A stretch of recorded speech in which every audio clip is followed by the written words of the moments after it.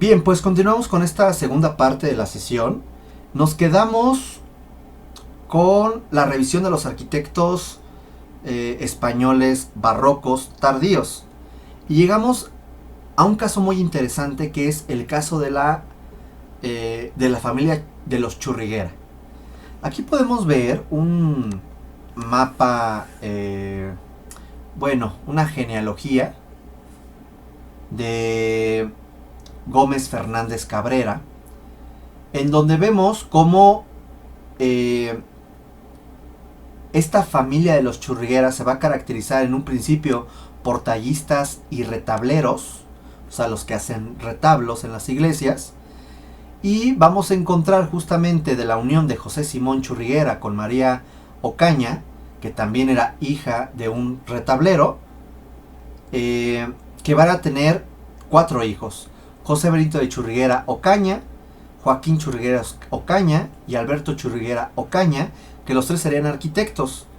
Y por ahí tendría a una pintora, María Churriguera Ocaña, el cual se casaría con José de Lara, que es escultor. También los Churrigueras, tendrían diferentes hijos: Jerónimo de Churriguera, Matías de Churriguera, Nicolás de Churriguera, que también eran arquitectos, Manuel de Lara Churriguera, arquitecto y escultor, José Lara Churriguera, escultor, José Cesario Alberto Churriguera y nieto, José María Josefa Churriguera y nieto. Ellos ya no eran pintores, ya no eran escultores, ellos ya rompieron con la tradición, ¿no? Pero vean, prácticamente son tres generaciones de artistas, pintores, escultores, retableros. Y es justamente quiero que vean, el retablo en el barroco se vuelve uno de los elementos más importantes de los edificios. Los retablos como tal no surgen en el barroco. El retablo surge en el gótico, para dividir el presbiterio de la girola, que es una nave que se encontraba en la parte de atrás del presbiterio, en donde caminaban los peregrinos. Entonces, para no verlos, pues yo ponía un retablo. Y frente al retablo se encontraba el altar, generando la zona del presbiterio. Estos primeros retablos eran muy sencillos y de pronto se fueron enalteciendo, y en el barroco se llega a una locura en el diseño y en el manejo de la decoración de los retablos. El gran manejo de el pan de oro, que es esta lámina de oro. También se podía manejar de plata o de cobre, pero principalmente de oro, en donde vamos a encontrar cipreses. Estos son los cipreses que rodean ya sea la imagen de un santo, de Cristo, o el sagrario, que es esa cajita donde se guardan las hostias. Vamos a encontrar una cantidad de nichos, de pinturas, esculturas, y un manejo muy interesante de las columnas. En este caso vemos algo que se le llama columna salomónica, que se fijan, son columnas helicoidales con decoración de esculturas, pinturas. Vemos por aquí algo bien interesante que se le llama columna nicho, en donde hay un nicho y de pronto es parte de una pilastra. Esto será el barroco de los Churriguera, específicamente de José de Churriguera. Él sería el máximo exponente del barroco, que además influiría aquí en la Nueva España mediante Jerónimo de Balbás, que sería uno de los que trabajarían con él, y que al final traería una fuerte influencia también de los Churriguera de Salamanca. Aquí tenemos otro ejemplo de José de Churriguera, el retablo de la iglesia de la Concepción Real de Calatrava en Madrid, y la fachada de la iglesia de San Cayetana, también en Madrid. Vemos cómo el manejo de... se me olvidó este nombre.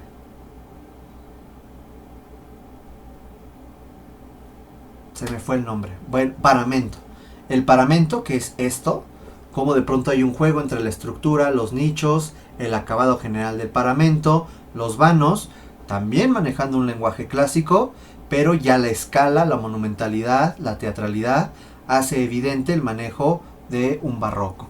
Vean esta locura del retablo, el tamaño de las esculturas y de pronto como de pronto aquí vemos a la Virgen de la Concepción, la Virgen Inmaculada, que parece que se está elevando por los cielos sobre el planeta Tierra y bueno, parece que en cualquier momento se va a elevar y se va a ir. Tenemos aquí un ejemplo de Alberto de Churriguera en la gran plaza mayor de Salamanca junto con el consistorio y aquí la portada de la iglesia de Santo Tomás Apóstol. De pronto también vemos el cambio de la escala, la teatralidad, que si bien no hay un exceso de decoración como con José Benito Churriguera, aquí vemos también un manejo de la plástica del barroco. Aquí hay otro de Joaquín Churriguera, vemos también el manejo de los nichos con una venera, que es esta concha que encontramos en la parte superior de la escultura de San Ambrosio, con el manejo escultórico y la plástica característica del barroco. Vemos aquí las puertas con estos postigos o postigones, que son estos elementos de madera que vienen a oscurecer el interior de los cuartos cuando así se deseaba. El manejo de estas volutas con también una talla muy interesante.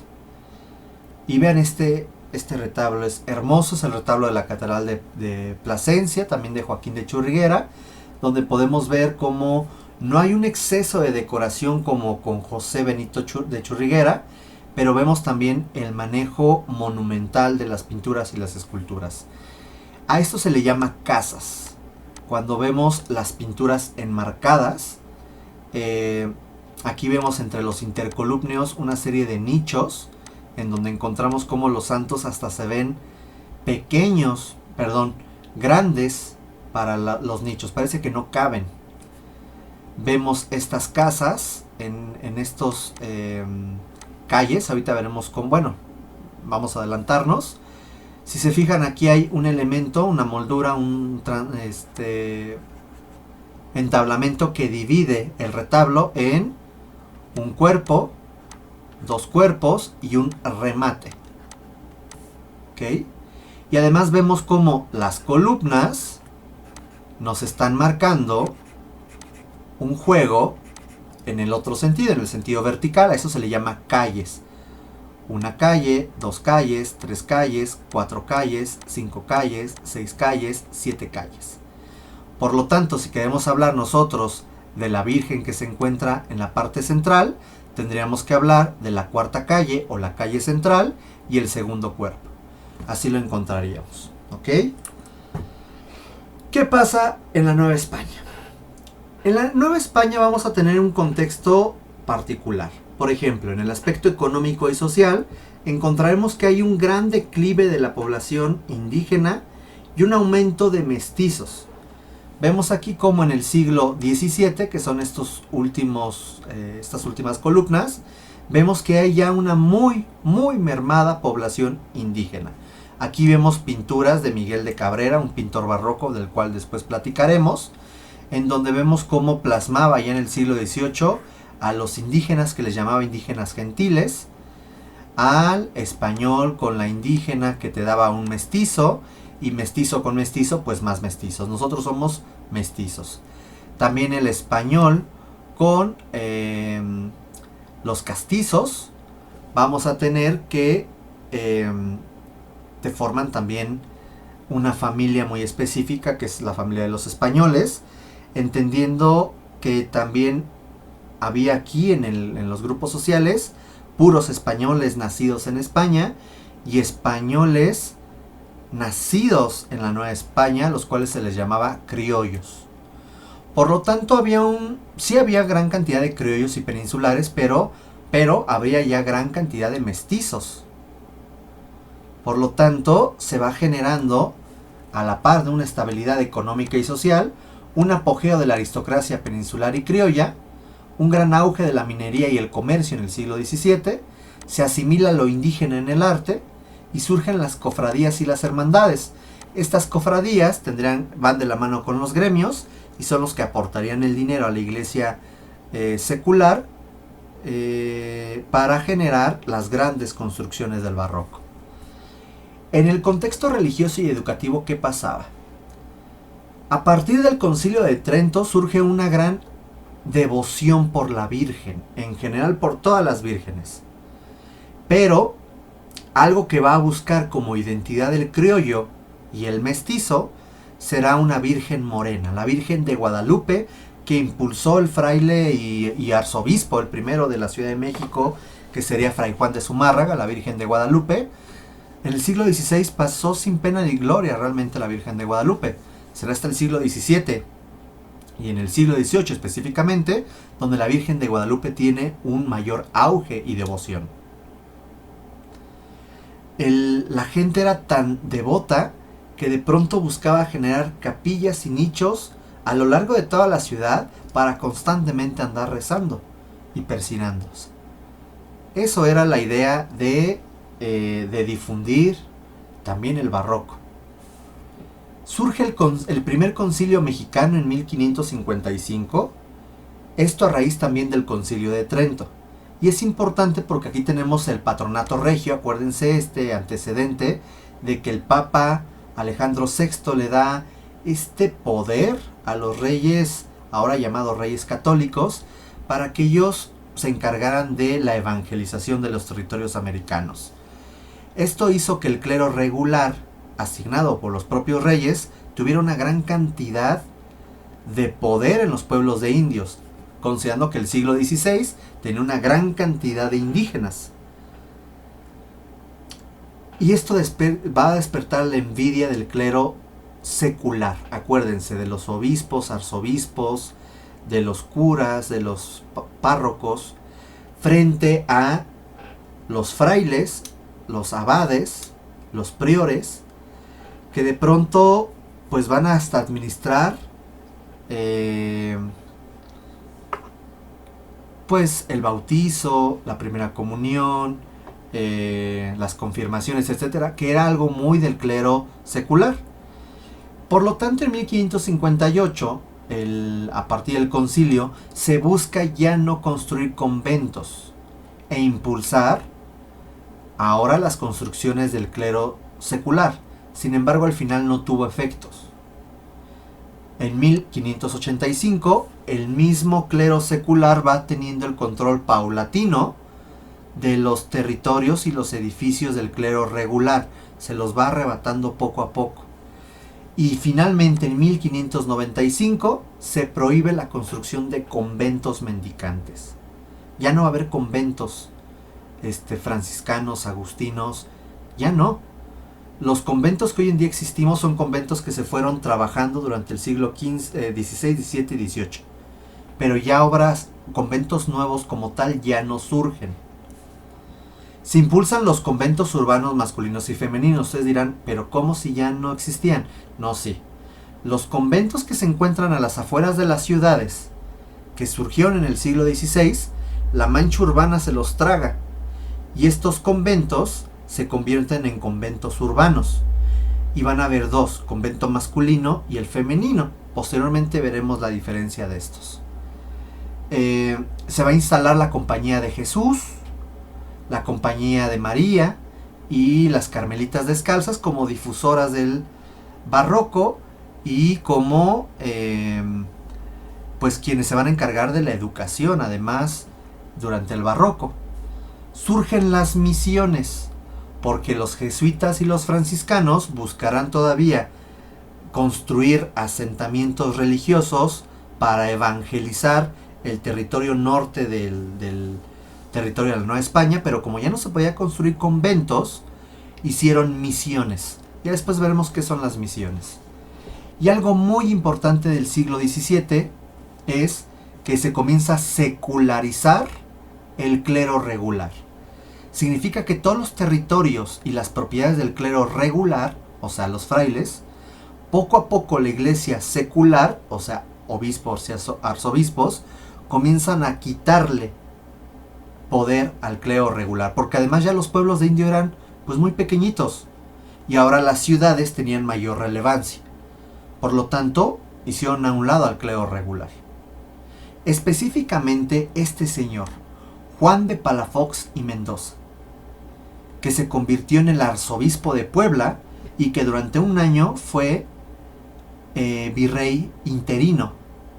Este señor tenía un gran problema con el clero regular y le estuvo restando totalmente el poder al clero regular. Se llegó a confrontar con los jesuitas, pero los jesuitas estaban muy bien apalancados allá en Roma y por lo tanto al final los jesuitas lograron reubicar al mismísimo Juan de Palafox y Mendoza y lo regresaron a España. Sin embargo, estuvo aquí pues 12 años, los cuales fueron suficientes para poder pues marcar una diferencia entre los territorios y las propiedades del clero regular y el clero secular. Aquí vemos los escudos de los jesuitas, de la Compañía de María, de los carmelitas. Y quiero que vean este caso. Son dos casos, Cali, Puebla y Tepeyanco, Tlaxcala, perdón, no es Puebla, Tepeyanco es Tlaxcala. Y aquí vemos el convento de Tecali con su atrio y de pronto vemos una parroquia. Esto es justamente la secularización del clero regular. Le quitan poder al clero regular construyendo una parroquia donde hay un párroco y en el caso de Tecali pues terminó siendo abandonado el convento. Adiós. Aquí vemos una parroquia barroca y aquí vemos las ruinas del convento plateresco de Tecali. Aquí hay otro caso, el caso de Tepeyanco. Aquí vemos el convento de San Francisco Tepeyanco y aquí vemos la parroquia de San Francisco de Asís. Aquí vemos cómo hay un manejo igual barroco de la parroquia. De hecho, los retablos y las decoraciones del convento se las llevaron a la parroquia. Lo mismo pasó con Tecali. Y terminó siendo abandonado al final Tepeyanco. Y Tepeyanco era un gran centro, no nada más religioso, sino también comercial. Y le restaron peso, generando capillas de visita y parroquias de visita a lo largo de Tlaxcala y Puebla. En fin, jaque mate para Tepeyanco. Esto es el territorio español en la Nueva España. Aquí vemos una línea roja, lo que sería el límite de la Nueva España en el siglo XVII. Y vemos cómo paulatinamente se iría expandiendo hacia los territorios del norte hasta configurar esto en el siglo XVIII. Todo esto fue la Nueva España. La Luisiana es francesa. Pero todo lo demás, todo esto, fue administrado por la Nueva España.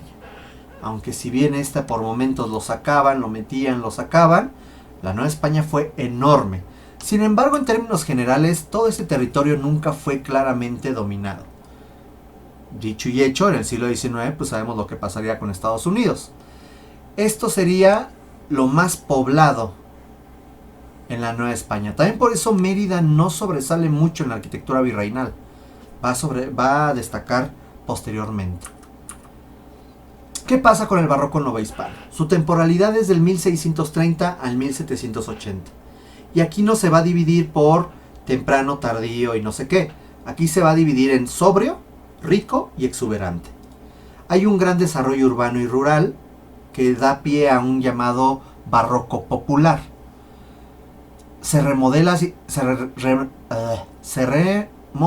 y se transforman las preexistencias mediante campanarios, cúpulas y bóvedas, portadas y retablos. Aquí tenemos, por ejemplo, 3 plantas de cruz latina, cuyo ábside tiene diferente forma. Este es un ábside recto, un ábside poligonal, un ábside circular, y este es un ábside que tiene un camarín. El camarín es un espacio exclusivo para la Virgen. A la Virgen la bajaban del altar o del retablo, la peinaban, le cambiaban su ropa. Era una especie como camerino el camerino de la Virgen, por así decirlo. Y se vuelve algo muy de la arquitectura del barroco y sobre todo aquí en la Nueva España. Ya luego platicaremos de ello. Aspectos funcionales, plantas de cruz latina o de una nave, con espacios interiores, y aquí es muy importante, algo muy diferente de Europa. Mientras que allá se buscaba mucho el dinamismo, aquí no. Aquí es una arquitectura muy estática, el aspecto funcional, pero eso sí, muy decorativo. Aquí tenemos otras dos plantas en donde vemos capillas laterales, cómo se integraban a la propuesta arquitectónica, o estas capillas adjuntas en donde están pegadas a la iglesia, pero no entras de este templo a las capillas, sino entras a partir de un atrio.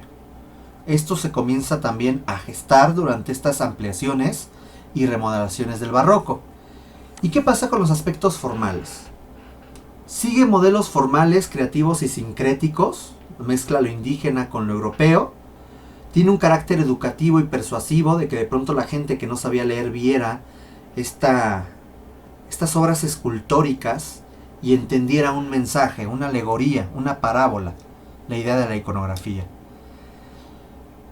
Se va a buscar generar experiencias espaciales, emocionales, dramáticas, en donde de pronto estuvieras frente a un retablo con los brillos, la luz, las velas, el aroma del incienso, y esto te generará una experiencia significativa.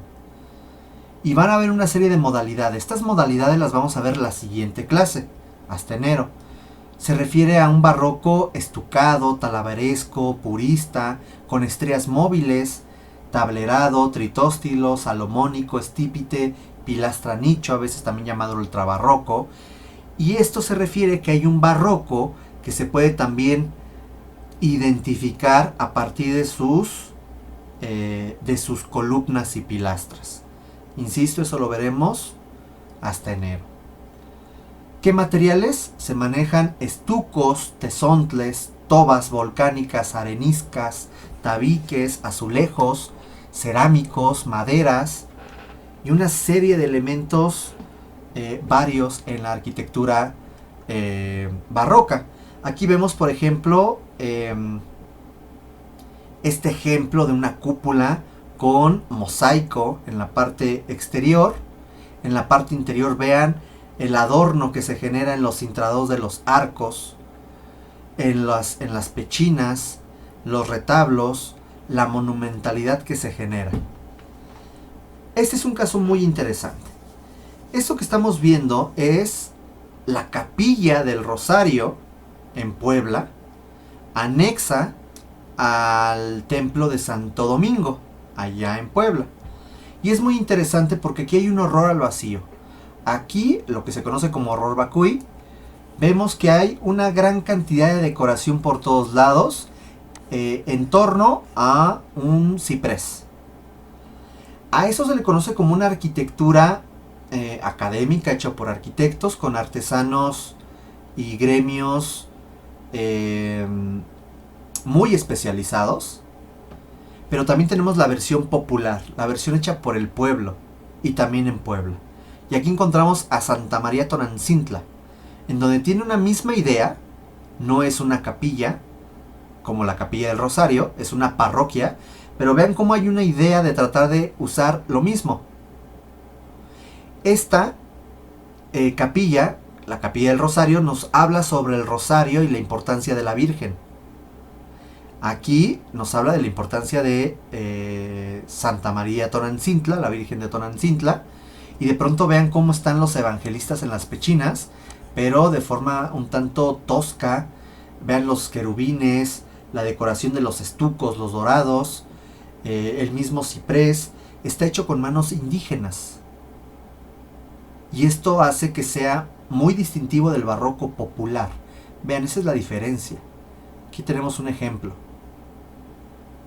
Y podemos ver de pronto pues un manejo muy, muy interesante de estos estucos.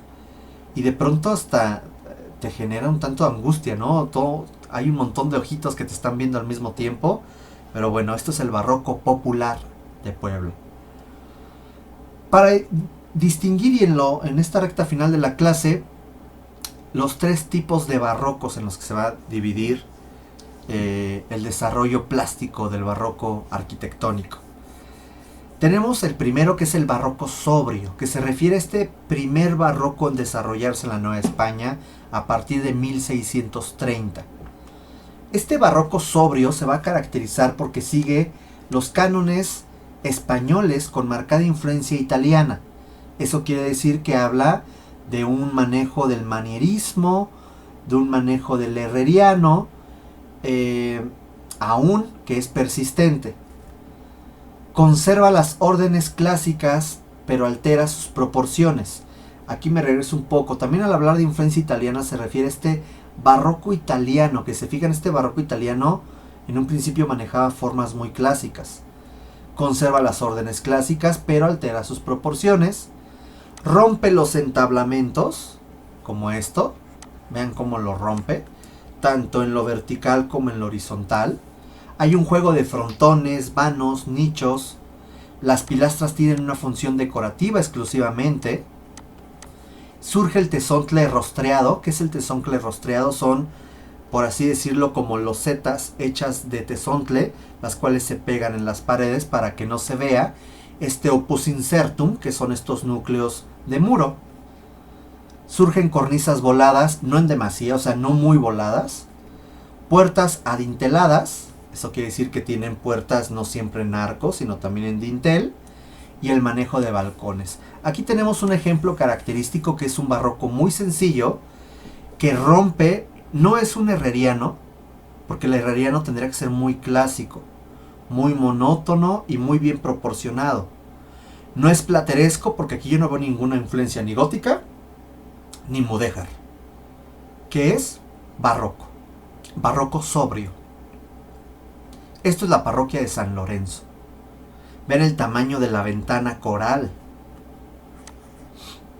Bueno, de hecho no, esta no es ventana coral, es una ventana nada más en la parte superior, porque este era un antiguo templo con portada doble. Luego lo platicaremos. Este es la iglesia de Jesús de Nazareno. Vean también un diseño muy sencillo, con unos remates mixtilíneos, unas pilastras entableradas y las esculturas muy grandes. No hay influencia gótica, no hay influencia mudéjar, no se ve una influencia herreriana. Esto es barroco sobrio. Tenemos la iglesia de Jesús María, también en el centro histórico, como hay una monumentalidad y una desproporción de las órdenes clásicas, ahí con unas metopas y triglifos muy característicos del clasicismo. Estas columnas, que son columnas dóricas, pero con fuste, pero con basa, perdón. Estos frontones circulares con unos remates muy característicos. Vean esta forma de los contrafuertes. En fin, a esto se le llama también barroco sobrio. Tenemos el convento y la capilla de la Virgen de la Concepción, también en el centro histórico. Esto es un convento femenino. Y en los conventos femeninos los accesos son laterales, en unas llamadas portadas gemelas o portadas dobles, las cuales después hablaremos. Vean la proporción de los volúmenes, de los elementos, de los cuerpos. De pronto este remate poligonal del acceso. A esto también se le llama nuevamente barroco sobrio. ¿Qué es el barroco rico? El barroco rico va a utilizar una gran cantidad de columnas. Columnas salomónicas, como estas que estamos viendo aquí, que son helicoidales. Podemos ver entablerados. Vean aquí qué interesante cómo todavía aparecen órdenes clásicas. El barroco no está peleado con eso, no lo olviden. Manejan también el uso de la talavera, sobre todo en Puebla. Columnas en zigzag. Estas que son las columnas tritóstilas, porque el primer tercio es diferente al resto de la columna. Se emplean yeserías, se emplean ajaracas, ahorita vemos qué es eso. Mayor carga ornamental en los edificios, empleo de fierro forjado, abocinamientos, uso de verenas, nichos, hornacinas, claraboyas. Aquí tenemos el convento de Santa Teresa la Antigua, el convento de San Agustín en la Ciudad de México. Vean el tamaño y la desproporción de las esculturas. el manejo tan variado de columnas que no veíamos aquí. Aquí no se veían así las columnas. Aquí ya vemos un juego muy interesante de las columnas y una decoración más cargada. Vemos también el templo de San José del Real La Profesa. Vean el manejo de la luz, la sombra, la decoración, las esculturas. Aquí vemos la Catedral de Chihuahua, también muy decorada. Estas son las ajaracas. Esto sí es una influencia mudéjar, pero no por eso es un plateresco, ya que por el diseño es barroco. Vean el diseño mixtilíneo. A esto se le llama hornacina, que es un nicho en esquina. Vamos a tener también remates mixtilíneos, el manejo de las claraboyas, que son estas, que son ventanas, también llamadas ojo de buey, que puede ser ovalado, también llamado apaisado, en forma de estrella, en forma poligonal. Esos son claraboyas. Y llegamos finalmente al barroco exuberante. Este barroco exuberante se va a caracterizar porque hay un exceso de la decoración. Este exceso de la decoración va a generar fantasía, derroche, lujo, imaginación y una gran creatividad del arquitecto, del artesano, del gremio, del encargado, del que hizo las tallas y las molduras y los estucados. Se desarrolla algo llamado el churrigueresco, que tiene que ver con una columna llamada estípite. Ahorita les enseño el estípite. Con una gran cantidad de remates, florones, medallones, guirnaldas, ramos, cortinajes, cordones, bambalinas, etc. Esto es el camarín de la Virgen de Ocotlán, que posteriormente platicaremos de ello. Es una maravilla este lugar, que lamentablemente también nos perdimos. Hubiéramos conocido, si no hubiera pandemia, hubiéramos ido a Ocotlán a conocer esta maravilla.